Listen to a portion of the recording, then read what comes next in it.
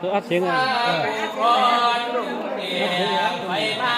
แก้วเหยียบเป็นผิวควันไฟเขียวที่ทองผู้มีก็พัดได้จะมาแ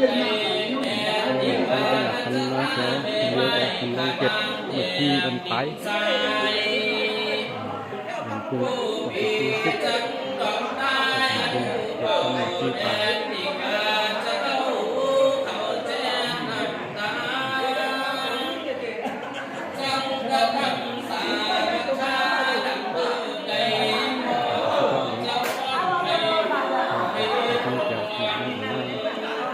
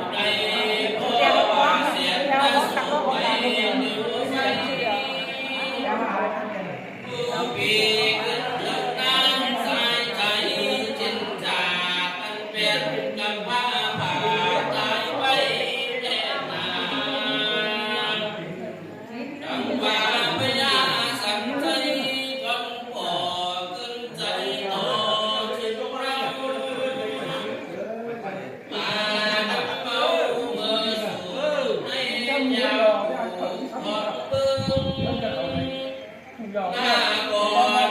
เรื่องใหญ่กว้างกันทำสร้างผู้นี้ยามนั้นผู้เบามีหันหน้าโนรา